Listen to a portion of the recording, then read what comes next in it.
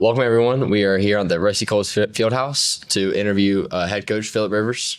How are you doing, Coach? Good, Maddox. So, we had a impressive week last week. Beat Bayside 41-10. What were kind of key takeaways from the game that you felt like maybe surprised you going into the game? Well, I think, we knew it was going to be a tough physical game going in.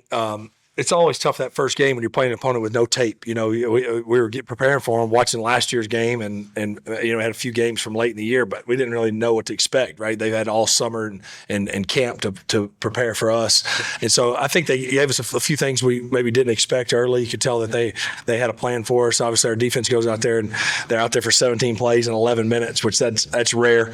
Holding to 3 though, which was big, and then offensively, of course, we went 3 and out. Went backwards and punted on 4th and 19, which is rare for us, and then from that point on, felt like we dominated the last 3 quarters, and so it was good to see us kind of keep our poise and push through that trying time early, and then dominate the rest of the way.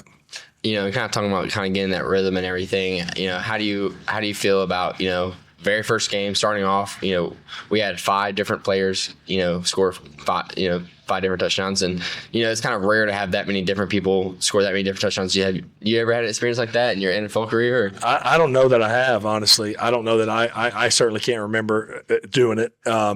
And I don't. It's just something you don't see. And not only 5 different touchdown receptions, and then a 6th. We had 6 different guys score the ball, and I don't know if that'll ever happen again. To be honest with you, here, I mean that's it wasn't intentional. It's just the way it came up, and guys made plays on the receiving end. Gunner threw it well. You guys up front protected, and were able to really see a lot of different guys. I had numerous people tell me like, man, you didn't know where the ball was going to go, and that's a good thing because that can be challenging for the defense.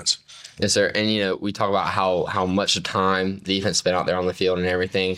How do you feel about the defense being out there for so long but only holding Bayside to 10 points? Yeah, no, they did a great job. It's 17 play drive to start the game, and then in the second half, Bayside only had 12 offensive plays. So that means we were getting some 3 and out and getting some turnovers. So our defense really stepped up. We gave up 1 explosive play on a screen, and that hurt. I know our defense was sick about that, seeing that slip screen out there that they see against us in practice so much, and they've really done a great job defending that. But that got out of there. But other than that, I mean, they were shut down the rest of the way. And credit to our guys really stepping up after that first drive and saying, all right, no more. And then we scored almost on every possession but 1, and that was the 2-minute drive where the clock ran out on us. So all in all, again, it was a good 3 quarters, but we got a lot of room for improvement as we've talked about this week, and looking forward to get a week better. Yes, sir. And, kind of talking about this coming up week, we have a game Friday against Carroll. We got to drive up there to Birmingham. How are we kind of looking forward to, taking that momentum with us and carrying it with us, not just from Bayside to Carroll, but throughout the season? Yeah, it's a tough road trip. It's one we got good at last year in the playoffs, going to Pleasant Grove and Fairfield back-to-back weeks. So we know how to do this trip, making it a day trip. It's a long day, but I think you guys make the most of it, end up enjoying it. The bus ride and the camaraderie together. Those are the things you're going to miss one day. So we'll take our time getting up there, stop at a rest stop, and stop and eat, and stop and do a walkthrough and all those things. And Carroll's got a new turf field, new jumbotron, so the atmosphere will be good. This is their first home game. They're coming off a tough loss to Homewood, a good Homewood team. So we're going up there. It should be a good atmosphere, a chance to get to 2-0. We always talk about getting, being 1-0 each week, and I think we've had a good week of practice. So looking forward to seeing us on Friday night. So last week was Bayside, a non-region game, and this week we have another non-region game against Carroll. How are we kind of looking to, improve all these non-region games to get ready for, our region game right after that?